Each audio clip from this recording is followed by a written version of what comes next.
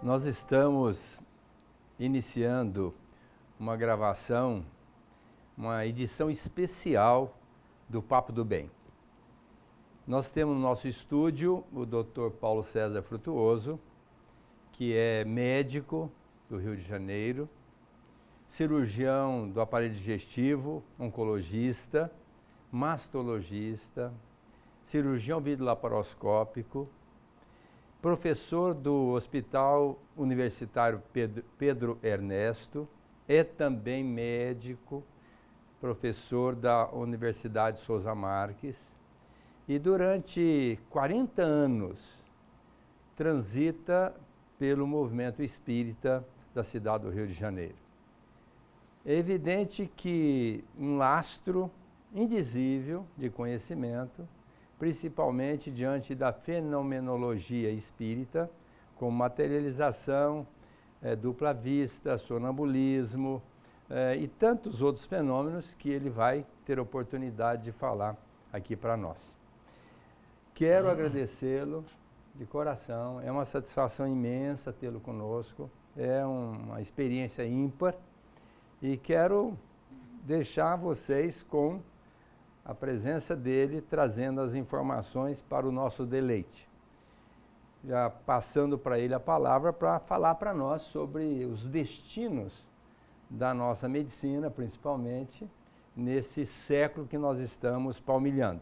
Certamente ele vai trazer muitos subsídios para a nossa internalização, favorecendo o nosso conhecimento e o bom desempenho da nossa atual existência. Paulo, a nossa gratidão, a palavra é sua e o tempo também. Bem, o nosso agradecimento formal pelo honroso convite de nós estarmos aqui em São José do Rio Preto, trazendo umas informações que foram recolhidas ao longo de 4 décadas, desde que eu estava ainda recentemente saído dos bancos da Universidade de Medicina e relatar alguns fenômenos que já foram colocados à minha frente naquela época, em que eu tive que tomar uma profunda decisão. Ou eu me viro para a esquerda e nada disso está acontecendo. Alguém vai se entregar aqui nas mãos de cirurgião que acredita em fantasmas? Ou então eu me viro para a direita e resolvo fazer uma pesquisa científica se aqueles fenômenos que eu estava presenciando já tinham sido estudados pela ciência. E aí a minha surpresa foi muito profunda, porque eu comecei a encontrar uma série de grandes personagens da história da ciência da humanidade que tinham presenciado, testemunhado, estudado, pesquisado os mesmos fenômenos que estavam sendo colocados à minha frente e tinham concluído que todos eles eram verídicos, que eram verdade. Então, dali para frente, eu nunca mais parei de estudar, de pesquisar o que eu estava vendo. As participações que eu estava vendo nessas sessões ditas de ectoplasmia e materializações de espíritos, eu hoje acredito que sejam teletransportes de seres vivos que habitam universos paralelos ao nosso, e aqui se materializa, com manipulação de tremendas quantidades de energia. Por isso a nossa ciência não acredita e não aceita, porque a única coisa que a ciência consegue teletransportar hoje são fótons. Então como é que você vai teletransportar seres vivos de um universo paralelo para o nosso? Mas eu fui levado às convicções inabaláveis de que é possível. E eu coloco aqueles que agora me assistem e me ouvem, para começar, 4 reflexões. São reuniões e sessões extremamente raras em toda a história da humanidade, em que há necessidade de sensitivos, se preferirem médiuns, extremamente raros em toda a história da humanidade, denominados médiuns de efeitos físicos.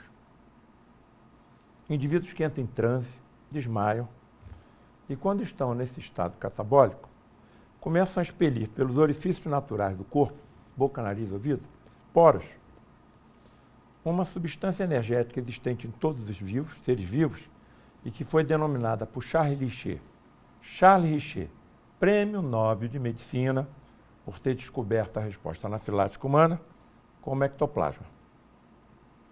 É com essa energia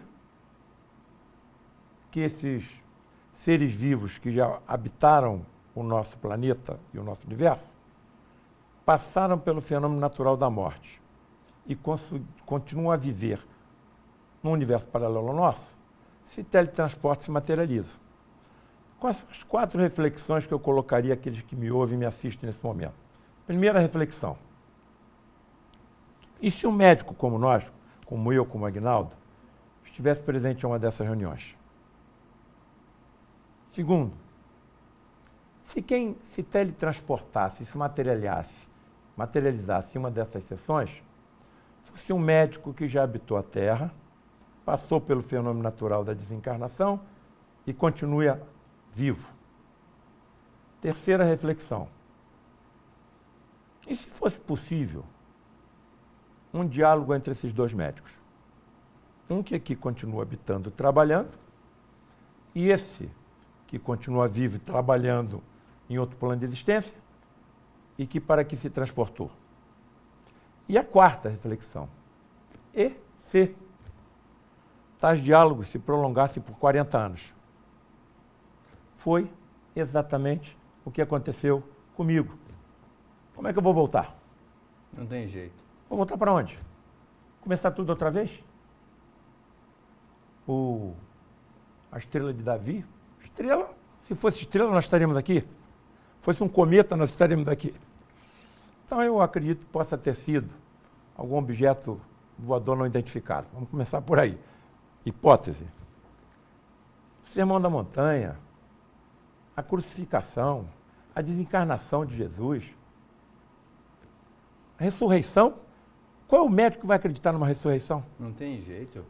Foi chicoteado quase até a morte, enterraram uma coroa de espinho na cabeça dele, atravessaram o tórax com uma lança, pregaram ele numa cruz, retiraram o corpo, botaram numa gruta fechada durante 3 dias. Ele aparece com o corpo todo reconstruído. Então, o que eu acho que aconteceu foi um teletransporte, uma materialização do espírito dele. Tudo isso aconteceu e precisa ser relembrado insistentemente. Só que eu não posso mais ficar paralisado ao que aconteceu há 2000 anos, sem explicações lógicas, mesmo que eu as não compreenda profundamente. Mas alguma explicação lógica e racional tem que existir, porque eu não acredito em milagres. Não existe milagres. Existem leis físicas, químicas e biológicas que a nossa ciência ainda não alcançou, mas um dia alcançará. E temos que acreditar, porque é o óbvio. Claro. E eu fiquei tão esmagado com todas essas evidências ao longo de 40 anos, que eu achei que tinha que colocar isso em livros, principalmente direcionados à classe médica. Há 4 anos isso aconteceu e a minha vida virou pelo avesso. Tamanha é a necessidade de informação de quem somos, de onde viemos e para onde estamos indo. Se eu não tivesse escrito esses livros, eu hoje não estaria aqui. Ô Paulo, me dá uma coordenada aí a respeito da responsabilidade do médico quando assume essa atual existência, já com essa determinação de ser médico, diante da vida, nem quero falar diante do paciente, o papel do médico diante da atual existência. Como é que ele deve se abalizar, como deve se aperceber diante dessa responsabilidade? Primeiro, eu acho que o acaso não existe. E vamos nos reportar à nossa classe. Nós não somos médicos por acaso. Alguma missão importante foi colocada nas nossas mãos. Nós estudamos a vida inteira. Estudamos todos os dias. Para fazer o quê? Cuidar do corpo físico dos nossos pacientes. Eu tenho no meu corpo 7 octilhões de átomos.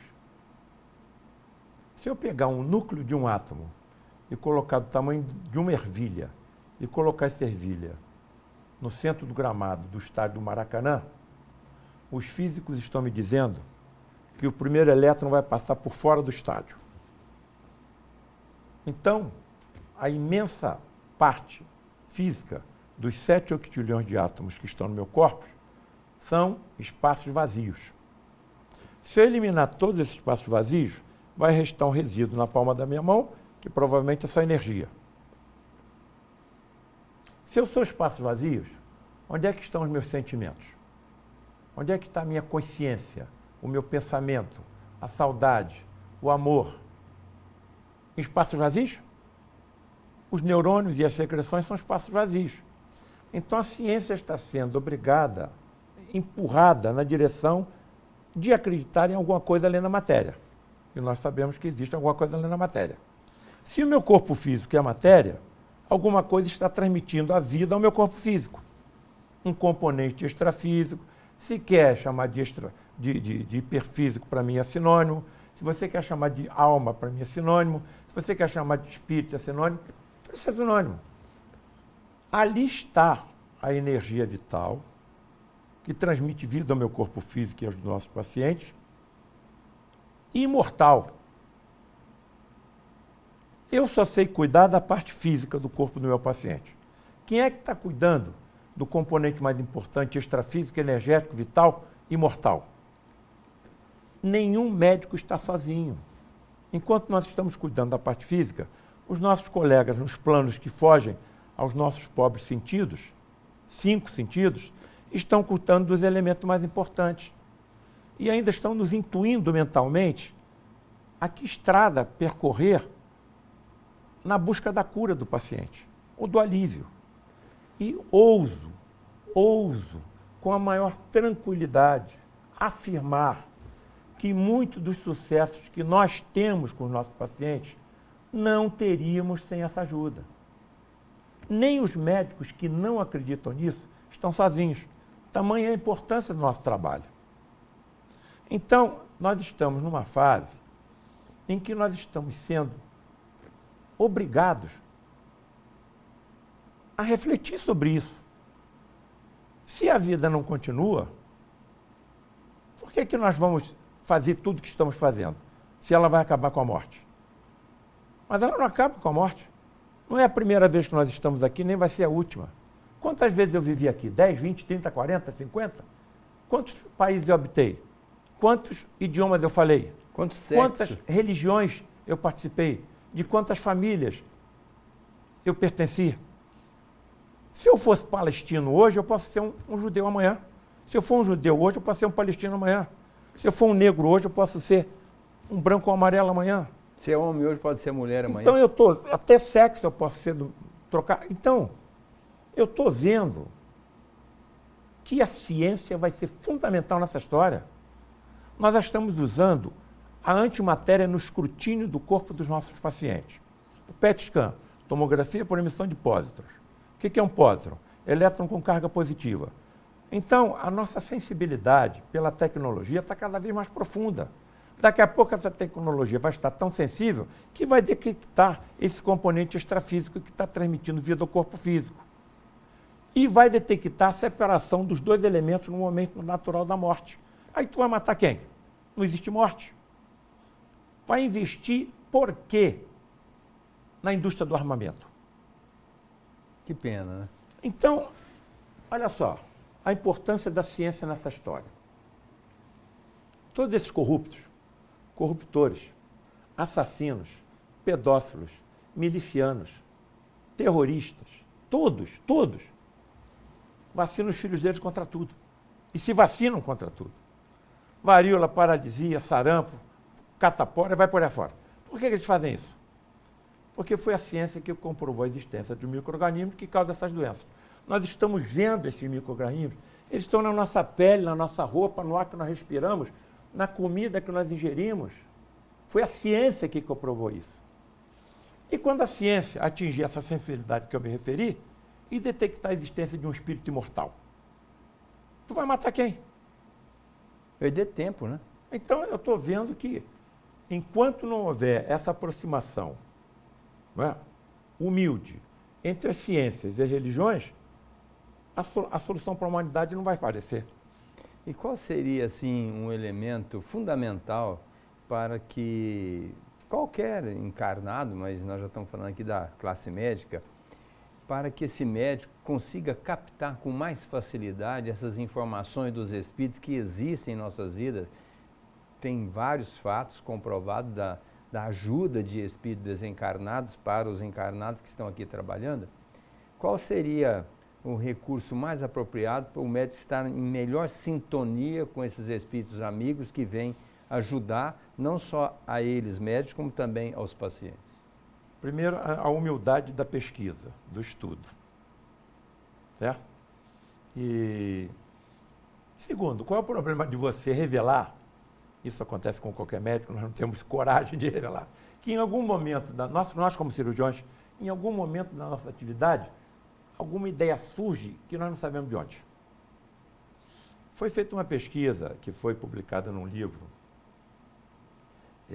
chamado Experiências Psíquicas Atrás da Cortina de Ferro. Então, eram países absolutamente descrentes de tudo. Mas essa sensibilidade mediúnica ela foi pesquisada. E chegaram à conclusão de que os humanos apresentam um percentual de sensibilidade mediúnica declarada de 7%. As informações que estão nos chegando do lado de lá é de que esse percentual está tendendo a aumentar. E quando nós não formos somente 7% de médiums, quando nós formos 15, 20, 30, 40, 50, os cientistas vão ter que se voltar para esse fenômeno, porque eles terão médios dentro da sua casa. Seus filhos terão médios. Existe uma coisa em pesquisa também chamada complexidade redutíveis. Complexidade redutível é um complexo, por exemplo, de reações químicas, das quais você não pode tocar em um átomo, em uma molécula subatômica, porque senão o objetivo não é alcançado. Exemplo, por que eu estou vendo você e você está me vendo? Porque os fótons da luz estão refletindo nos nossos corpos, estão chegando às nossas córneas, às nossas retinas, e está sendo desencadeada uma cascata de reações químicas até a formação da nossa imagem no cérebro, da sua imagem no meu cérebro e na minha no seu. Eu não posso tocar em nenhum detalhe desse. Como isso pode ter sido montado pelo acaso? Então, não está óbvio que nós temos que perceber que existe algum componente planejador da vida. Não pode haver vida sem vida. Então, algum elemento vivo programou a vida no nosso universo. E é curioso a resistência de algumas vertentes da ciência em acreditar nesse planejamento. O Stephen Hawking, por exemplo, não acreditava em Deus. Ele escrevia nos livros dele Deus com D minúsculo e Criador com C minúsculo. E ele relata nos livros dele que Deus não existe, porque antes do Big Bang, há 13 bilhões e 700 milhões de anos, nada existia, nem tempo. Então não podia existir Deus. Mas num dos livros dele, ele se diz agradecido por ter podido, apesar de não ter nenhum dos movimentos do seu corpo, conseguido estudar o universo. Aí eu pergunto, a quem ele seria agradecido? Quem lhe propiciou isso? Então nós temos que ter uma humildade de começar a pensar que existe alguma coisa além da matéria. Saímos desse imediatismo. Eu nunca encontrei espírito dentro dos corpos dos meus pacientes que eu abri com meu bisturi. Mas eu tenho hoje absoluta certeza de que existe um componente espiritual transmitindo vida a eles. A mim, a você, a todos nós. E o que eu acabei comprovando nesses 40 anos de participações desses fenômenos de materializações, através dos diálogos com esses colegas, é que nós estamos numa evolução de compreensão de todos esses fenômenos que serão utilizados por nós na medicina mediúnica do futuro. Nós vamos voltar para cá, você sabe disso tão bem quanto eu. Eu quero voltar a ser médico. Então eu vou fazer prova e vou entrar dentro de uma faculdade de medicina. O que eu acho que a primeira coisa que vão fazer comigo, vão ser recolher células da minha mucosa bucal e fazer um exame minucioso do meu ADN. E vão identificar no meu ADN a genética da mediunidade, que ali está, que os nossos geneticistas ainda não chegaram até lá.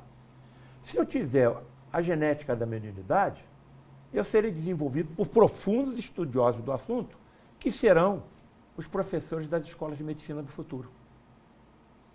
Esses médiuns e essas entidades materializadas médicas, elas conseguem ver o interior dos corpos por transparência. Eles possuem a visão por microscopia, a visão ultramicroscópica. Eles conseguem vasculhar o interior dos corpos. O médico mediúnico do futuro, o médico médium do futuro, terá esses sentidos desenvolvidos. Por que hoje nós não temos? Não temos a genética adequada e não chegou o momento. E não tem namoro suficiente para isso. Se nós tivéssemos uma visão por transparência, quantos diagnósticos nós faríamos? Nossa. Se nós tivéssemos a visão por microscopia, quantos diagnósticos nós faríamos? Mas, em compensação, quantos desempregados nós promoveríamos?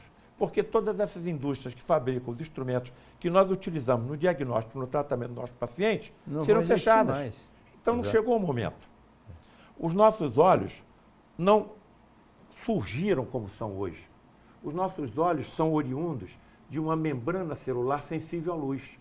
Ao longo de bilhões de anos, eles foram se aperfeiçoando, se transformando em 2 olhos, com os quais nós vemos tudo, ou quase tudo, ou quase nada. Os geneticistas estão nos dizendo que a nossa evolução não parou. Então, nós continuaremos em evolução. Então, esses sentidos que são observados nos médiuns poderão ser utilizados pelos médicos. E com uma ressalva, a engenharia genética pode acelerar essa evolução biológica em nós. Melhorando a condição da vista para divisar essa doença até em profundidade. A utilização das energias físicas e extrafísicas que nós possuímos. Aguinaldo, se eu pegar 60 gramas do teu corpo, 60 gramas, os físicos estão nos dizendo, não é a religião, nem o espiritismo, é os físicos, que nós temos em 60 gramas do nosso corpo energia suficiente para construir 100 bombas atômicas iguais às que foram lançadas na cidade de Hiroshima. Se eu soubesse como controlar toda essa energia que existe só no meu corpo físico, eu acho que eu conseguiria acalmar o mar e o vento, pelo menos em torno de onde eu estivesse. Será que não foi isso que o nosso Cristo planetário Jesus fez, não? Agora, o que é um Cristo planetário? Um espírito que atingiu tamanha evolução em tecnologia, ciência, amor e responsabilidade, que lhe foi dado pelo tal Deus, que eu não entendo o que é, só sei por enquanto que ele existe, a responsabilidade de um governo inteiro, de um planeta inteiro. De um planeta inteiro. E o planeta Terra, então, foi dado a ele o governo há 5 bilhões de anos atrás. O nosso sistema celular tem 4 bilhões e 500 milhões de anos. Há 4 bilhões e 500 milhões de anos, Jesus já era Jesus, porque ele comanda o planeta desde que o planeta era tão simplesmente uma poeira cósmica. Então, se nós estamos com uma responsabilidade de um governo planetário, espiritual, dessa imensidade, eu vou ficar preocupado com o que as mídias estão me apresentando todo dia? Sim, vou ficar preocupado. As geleiras estão desaparecendo, a Amazônia está sendo destruída, o aquecimento global está aumentando, as espécies estão sendo extintas. Mas eu estou depositando a confiança no Cristo planetário da Terra, porque isso vai ter um limite. Se ele comanda o planeta há 4 bilhões e 500 milhões de anos, ele vai deixar a vida no planeta desaparecer em décadas? Não vai. Então a solução eu não tenho, nós não temos, mas ele tem. E o que ele vai fazer? O que fez em toda a nossa história. Ele vai encaminhar espíritos evoluídos que encarnarão em corpos iguais aos nossos e trarão soluções para os problemas que nós estamos precisando resolver. Não foi assim que aconteceu com Fleming? Foi. Com uma sequência inacreditável de coincidências que lhe abriram o caminho para descobrir a penicilina? Não foi assim com o Mendel? Por acaso, entre aspas, né? Não foi assim com o Mendel? Com o Mendel. Se o Mendel tivesse dado um passo a mais no estudo das ervilhas, todo o seu trabalho tinha ido por água abaixo. Então, são indivíduos apontados pelo dedo do governador planetário da Terra. E não precisam ser nem cristãos. O Gandhi não era cristão. Então, pregando humildade, verdade, não violência, ele consegue libertar 3/4 do Império Britânico? Um homem. Um homem. Então, eu coloco todas essas minhas preocupações, que são preocupações naturais de todos nós, na mão de um governo planetário que eu não tenho como deixar de acreditar que existe. Principalmente depois de ter conversado com colegas médicos e outras entidades que vivem em outros planos diferentes e vieram conversar conosco. Eu não estava sozinho, outros colegas comigo, vendo as mesmas coisas acontecerem. Ô Paulo, só aproveitando esse gancho seu, no livro Coração do Mundo, Pátria do Evangelho, o Ismael, se referindo a essa problemática da política, da organização, dos destinos do nosso país, perguntou a Jesus o que poderia ser feito para evitar uma catástrofe. E Jesus respondeu exatamente isso. Ismael, não se esqueça que eu amo o Brasil e acima de mim tem as mãos misericordiosas de meu Pai. Imagina quanta segurança que a gente tem nos destinos do nosso país por conta de uma informação dessa que está lá exarada no Coração do Mundo, Pátria do Evangelho. E é muito importante que o Espiritismo comece dentro de nós e que ele ocupe os nossos lares. Aí o caminho aberto para a espiritualização da nação fica mais fácil, porque a espiritualização de uma nação não será alcançada por um decreto assinado por um presidente. Nós precisamos começar essa modificação dentro de nós próprios. Não é? Dentro da pessoa, da família, da comunidade, do Estado, e para um dia chegar no planeta, né? Eu acho que para mim a coisa foi, por motivos assim muito enigmáticos, acelerado. Se alguém está me olhando para mim, pode acreditar que estão olhando para um Tomé. Tomé, vem aqui. Bota o dedo aqui no meu punho. Você está vendo o furo do cravo que me pregaram na cruz? Bota aqui a tua mão aqui no meu tórax. Você está vendo o buraco da lança que atravessaram o meu tórax? Então sou eu, Tomé. Sou eu. Você não está tendo nenhuma miragem. Não tenho dúvida. O que aconteceu comigo?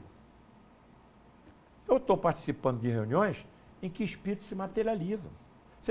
Para ficar bem claro para aqueles que estão... Se houvesse um espírito materializado aqui, todo mundo que está aqui nessa sala estaria vendo. E pegando. Se ele falasse alguma coisa, todo mundo ouviria.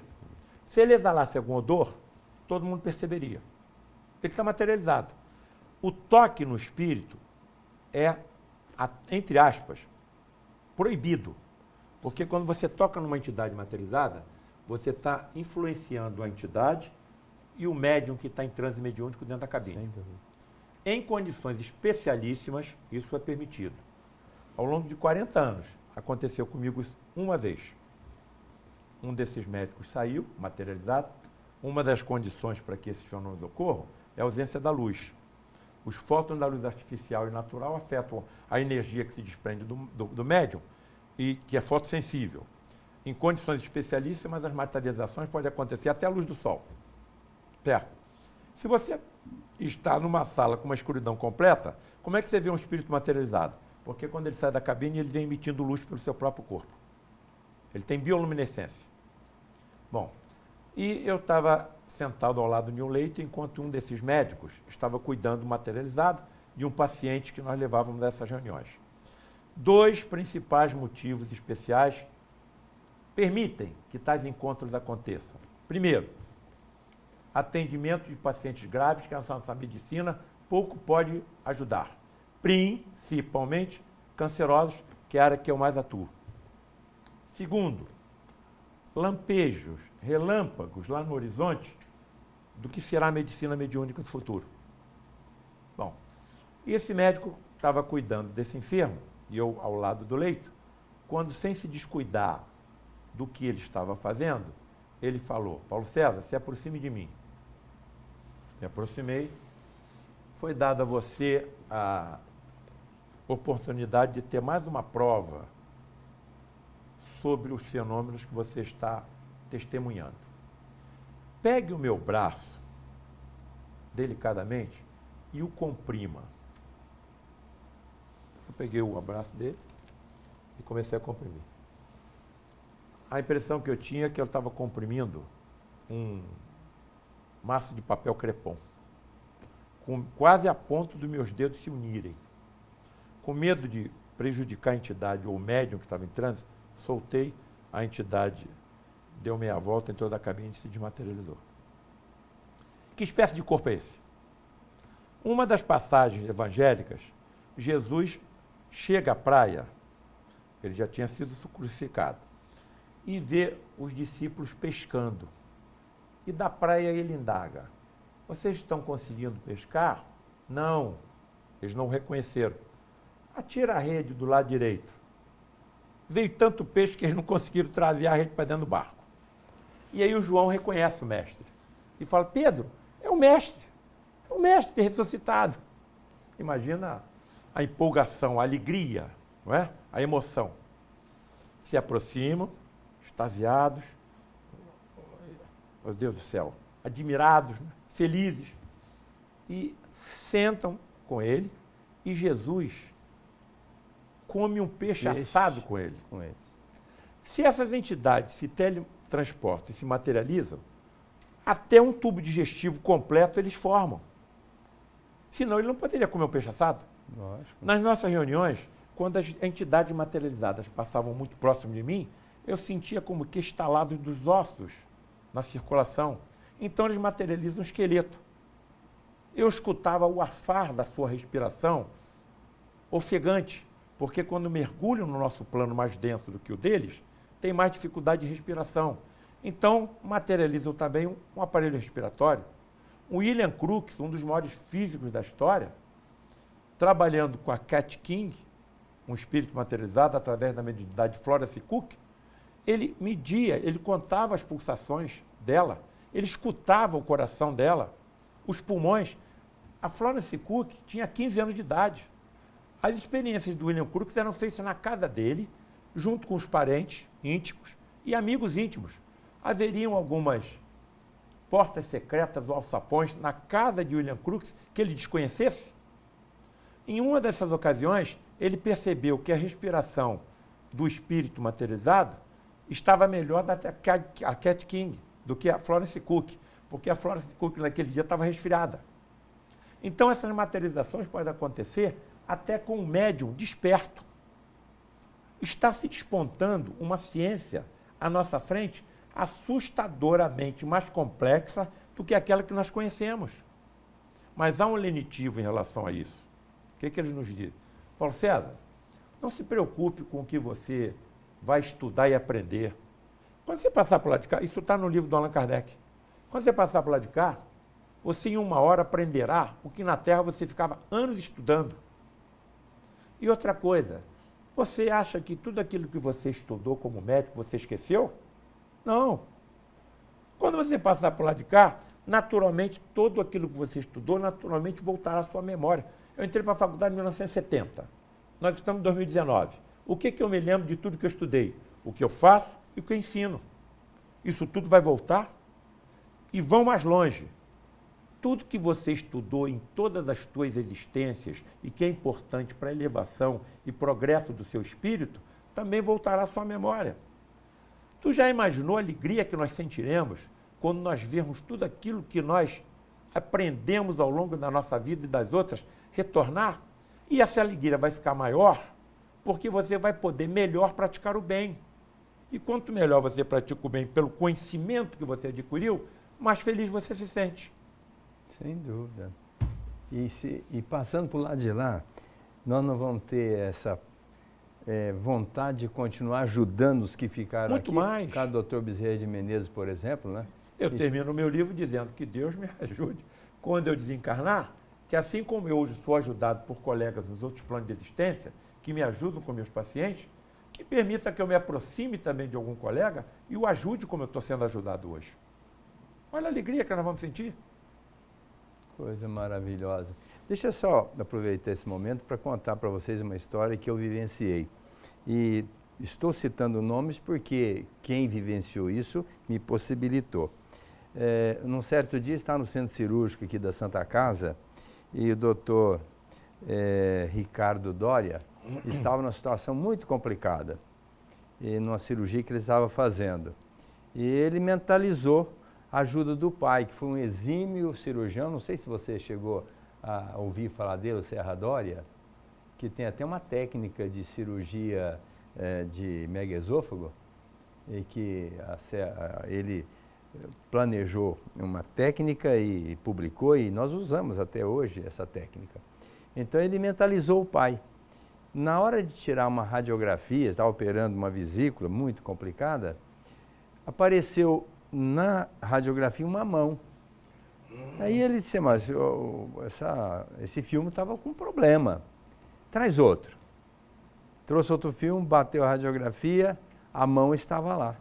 E era uma mão mas uma mão clara, com os dedos, tudo direitinho, mas que parecia uma luva, porque não tinha uma mão de osso que evidentemente iria aparecer na radiografia, a mão de osso. Não, era uma mão sem osso, mas que estava ali, uma mão em cima da radiografia, tirada pela primeira e depois pela segunda vez. Nenhuma dúvida ficou que naquele momento em que ele mentalizou o pai, ele veio e colocou a mão ali para ajudar o filho para resolver aquele problema. E, logicamente, que cada um tem a sua história. Muitas vezes nós estamos operando e somos ajudados, intuídos, auxiliados, e tenho certeza que pegam nas nossas mãos e, às vezes, até conduzem para que consigamos um bom resultado no ato cirúrgico. Mas, aproveitando, já nós estamos caminhando aí para o final do nosso bate-papo, como é que um médium, agora médico, tendo essa penetração no mundo espiritual, como ele poderia ser auxiliado e como ele poderia desenvolver essa mediunidade na prática da medicina, no diagnóstico e no tratamento das doenças? Primeiro tem que ser reconhecido que a mediunidade aparente nele esteja presente. Então, se eu tivesse o sentido da evidência, como tinha o meu pai, eu tentaria aperfeiçoá-la cada vez mais. Eu não sou, embora eu acredite que todo médico seja médium, até sem perceber, nós não temos a mediunidade declarada, evidente.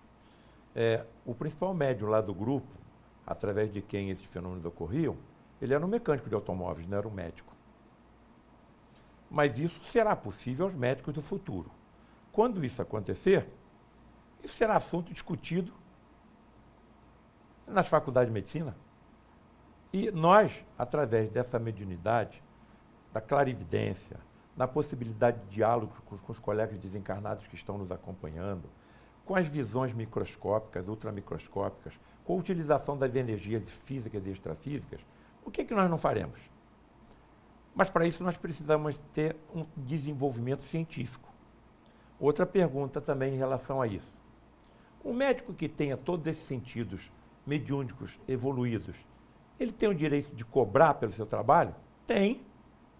Porque para você utilizar esses sentidos na extração de um tumor no estômago, você tem que ter estudado toda a anatomia do estômago, toda a biologia do estômago, toda a fisiologia do estômago, toda a fisiopatologia do câncer.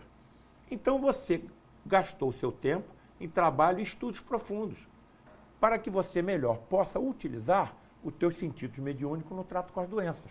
Então o médico do futuro, mesmo sendo médium, ele tem o direito de cobrar pelo seu trabalho, porque ele tem que se sustentar, ele tem que se sustentar a sua família. Entendido? Certo. Então isso para mim é uma coisa muito clara. Paulo, deixa eu só fazer uma última pergunta, já que o assunto não tem fim. Não tem fim. Fala só um pouquinho sobre a cirurgia espiritual que está sendo feita agora. Como por muitos médiuns que a gente conhece aí, que estão fazendo trabalhos lindíssimos, maravilhosos, com comprovação de curas, literalmente curas de doenças no plano físico.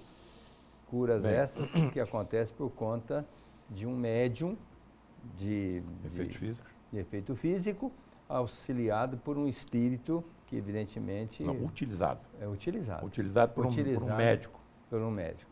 Bem, então não é vamos falar do Gilberto Arruda, que era um mecânico de automóveis. Não era o Gilberto Arruda que realizava a cirurgia. eram os médicos espirituais que se utilizavam do seu equipamento, certo?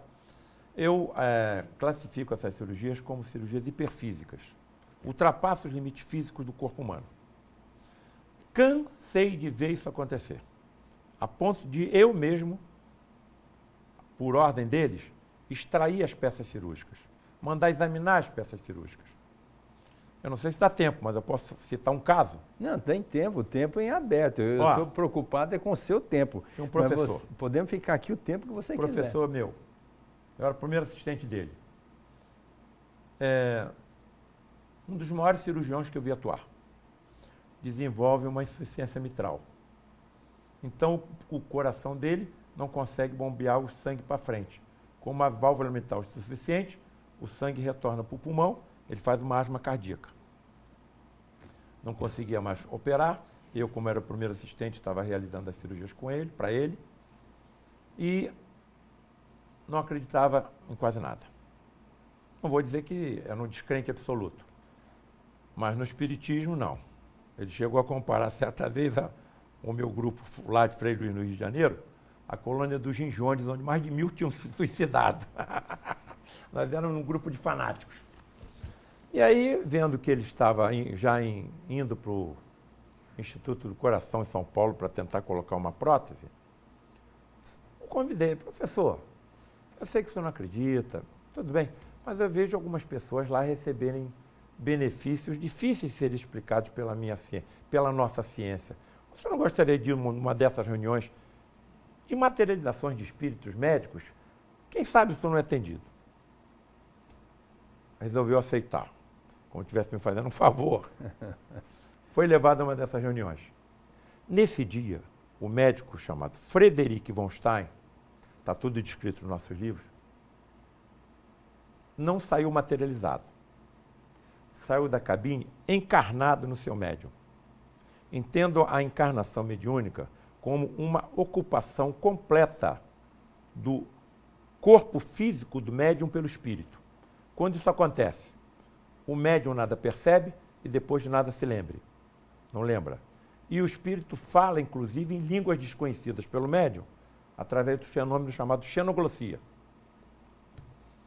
Saiu com uma roupa simples, desnudo da cintura para cima, com uma calça de pijama amarrada com um cadarço.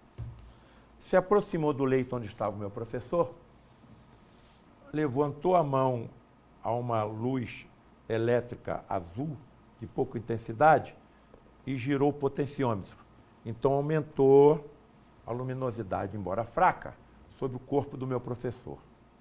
Então o que aconteceria poderia ser visto. E me chamou para o seu lado. Eu fiquei ao lado dele. E chamou mais 4 colegas que estavam presentes na reunião. Desencarnados? Todos encarnados. Todos encarnados. Eu, cirurgião.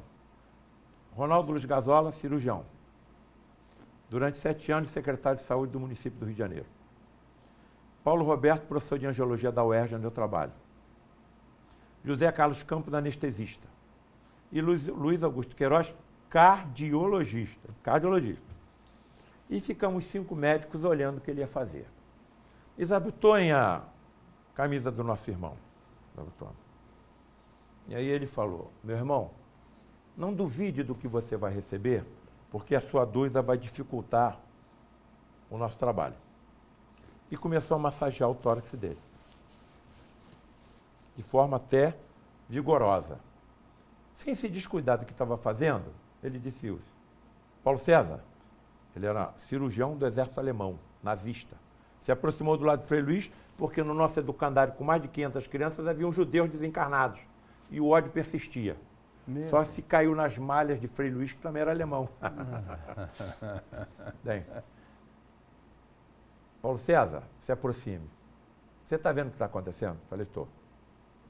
Então relate em voz alta para os seus colegas o que é que você está vendo. Frederico, aí onde você está massageando o tórax do meu irmão, do nosso irmão, eu estou vendo uma poça de sangue. E no meio dessa poça de sangue eu estou vendo alguma coisa branca. Pegue isso branco que você está vendo e puxe. A válvula mitral dele veio na minha mão. Meu Deus. Aí eu fiquei com aquela peça ensanguentada na mão, olhando para os colegas. Eu posso fazer uma pergunta? Pode. Se a válvula mitral dele está na minha mão, como é que ele está vivo?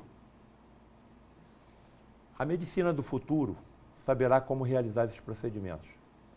Nós sabemos como desintegrar molecularmente a válvula defeituosa. E à medida que ela vai sendo desmaterializada, nós vamos solidificando, materializando ao mesmo tempo, simultaneamente, uma prótese de ectoplasma no local, que com o tempo adquire as mesmas características do receptor e não tem rejeição. Um mecânico de automóvel não poderia me dar uma resposta dessa. Não teve solução de continuidade. Eu posso fazer outra pergunta? Posso. Posso mandar examinar essa peça? Pode. Mandei 2 patologistas examinarem. Todos os 2 concluíram que era tecido cardíaco. Quando nós saímos desse procedimento, o Luiz Augusto Queiroz, cardiologista, Paulo César, deixa eu ver essa peça. Aí eu botei na mão dele. Ele olhou. Paulo César, até a cordoalha tendinosa está aqui. A cordoalha tendinosa são os filamentos por trás da válvula mitral, que tem 2 membranas, que impede que as membranas abram mais do que o necessário. Era um cardiologista que estava vendo isso. Bem, daquele dia em diante, tudo que ele estava sentindo desapareceu. Durante 7 anos, voltou ao seu trabalho normal, operando tranquilamente. No final do 7º ano, teve um infarto fulminante, desencarnou, sem nunca ter acreditado que foi submetido a uma cirurgia hiperfísica. Meu Deus. E aí você pergunta, olha, se o camarada era descrente, como é que recebe uma dádiva dessa? Por que tantos crentes não recebem? Porque o mais importante não é a crença, é a conduta. Olha só, com 11 anos de idade, sofreu um acidente ferroviário e perdeu uma perna. Sem ter uma perna, se transformou num dos maiores cirurgiões que eu vi atuar na minha vida. A maior parte dos pacientes que ele operava eram cancerosos indigentes. Tinha mérito. Utilizando o seu conhecimento, construiu no Hospital Mário Crefft, na Penha do Rio de Janeiro, um prédio de 4 andares para atendimento de crianças cancerosas. O camarada precisa de religião? Não precisa. De jeito Quem nenhum. precisou de religião fui eu. Um dia desse conversei com um colega desse, descrente. Colega, você tem ideia de quantos pacientes você já operou na sua vida de cirurgião? Aguinaldo, com a maior tranquilidade. Uns 23 mil. O cara precisa de religião. Você está entendendo? Agora, as coisas vão se descortinando na nossa frente aos poucos. Nós precisamos ganhar merecimento, evoluir moralmente, evoluir espiritualmente, tentar compreender mais que a vida física não está só no físico, não está só na matéria. Nós temos que ter essa humildade. A própria ciência tem a humildade de relatar que só sabe o que acontece em 4% do universo, não sabe o que acontece em 96% do universo. Então, eu faço milagre todo dia, você também. Sabe o milagre que nós fazemos? Nós chegamos num centro cirúrgico de um hospital moderno. Nós não tocamos na torneira quando nós vamos lavar nossas mãos e os nossos braços. Nós passamos a mão em frente a uma célula fotoelétrica e a água sai da torneira sem que nós toquemos em nada. Se você tiver com um selvagem, uma criança do teu lado, eles vão achar que você fez um milagre. Exato, lógico. Então, o que existe são leis físicas, químicas e biológicas que a nossa ciência ainda não alcançou, mas vai alcançar. E a velocidade da ciência e da tecnologia no século XX e XXI está sendo mais rápida do que toda a história da ciência de mais de 500 anos. Então, nós estamos evoluindo rapidamente porque nós estamos num momento de transição planetária. Nós vamos subir um degrau de um planeta de provas e expiações, que para todo lado que você se volta, você vê sofrimento, para um planeta de regeneração. E aqueles que continuarem com um comportamento equivocado voluntariamente, não vão poder ficar aqui. A questão é de afinidade vibratória, né? Isso. Se o planeta melhorar vibratoriamente, se a criatura não tiver vibração compatível, ele não tem condição de ficar aqui na Terra. É uma questão, não é nem alguém que vai selecionar, você fica, você não fica. Não é. É uma questão vibratória. Se a pessoa não se elevar com a vibração do amor, principalmente, ele não vai ter condições de ficar na Terra que vai elevar-se vibratoriamente. E a seleção é natural, ele vai para um planeta de vibração compatível com a condição dele. Então é o ranger de dentes que Jesus fez referência. Palavras finais, o que você teria para nos dizer? Olha, eu agradeço profundamente e gostaria de deixar bem claro. Eu tenho absoluta certeza de que se o Aguinaldo tivesse visto o que eu vi, ele não guardaria para ele. Eu acho que nós temos a obrigação de levar isso a público, principalmente na classe médica.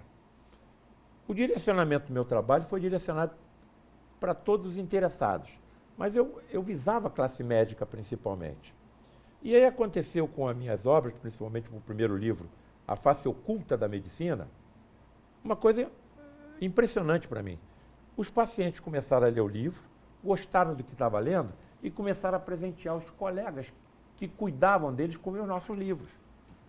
Eu comecei a receber e-mail, carta, telefonema de Paulo César. Você está se baseando em ciência, tudo que você está escrevendo está com base na ciência. Claro! Eu recebi um e-mail de um colega de Minas Gerais, pediatra. Doutor Paulo César, sou seu colega pediatra, aposentado. Por não concordar com a forma como somos tratados pelos serviços públicos e pelos convênios, abandonei a profissão. Após ler seu livro A Face Oculta na Medicina, reassumi minha condição de pediatra e trabalho numa instituição filantrópica gratuitamente. Só isso já vale. Quantas crianças estão sendo beneficiadas pelo trabalho desse homem que abandonou a profissão? Então, aqueles que estão me ouvindo, orem pelos seus médicos. Eles não estão sozinhos. A nossa responsabilidade é imensa. É imensa. Então, para terminar, doutor Paulo César, o espírito é imortal? É. O senhor, numa das suas palestras, diz que o câncer funciona como um aspirador das impurezas que foram colocadas no espírito por ele próprio em vidas passadas? Sim. Então, o câncer é um aspirador das impurezas do espírito? Sim. Então, por que o senhor opera os seus pacientes? Por que o senhor não deixa o câncer continuar limpando o espírito dos seus pacientes? Porque eu não sei, como médico, até onde deve ir o sofrimento de alguém. Então, eu, como médico, tenho que fazer tudo que estiver ao meu alcance para curar, aliviar e consolar. Porque o tal Deus que eu não entendo, mas sei que ele existe, atua nas suas criaturas, pelas criaturas que também são deles, como nós, médicos. Muito obrigado pela oportunidade de nós trazermos essas informações aqui nessa tarde. Quero finalizar o programa que vocês perceberam, fantástico, maravilhoso, exatamente por esse repositório de sabedoria que o nosso colega, irmão, amigo, escritor, professor, Paulo César Frutuoso trouxe para nós. E queria fechar mesmo para dizer que, independente de ser médico, advogado, engenheiro, puxador de enxada, gari, o grande diferencial está no amor que tenhamos dentro do nosso coração. Se fizermos o nosso trabalho com amor, estamos alinhando com as propostas divinas, estando abalizados para amanhã ou depois voltarmos aqui numa tarefa mais sublimada. É a parábola dos talentos. Agora, se nós desalinharmos da proposta divina com desamor ou outro sentimento infeliz, nós estaremos complicando a nossa vida. Todas essas pessoas que hoje estão doentes estiveram bem distantes da proposta divina. E se nós quisermos ficar livres das doenças ou nos abalizar para sermos amanhã ou depois médicos, para minimizar a dor do nosso semelhante e termos uma ajuda substancial, acrescida da misericórdia divina por parte dos benfeitores espirituais, que hajamos com amor naquilo que nós fizermos. Amemos uns aos outros, como Jesus nos amou.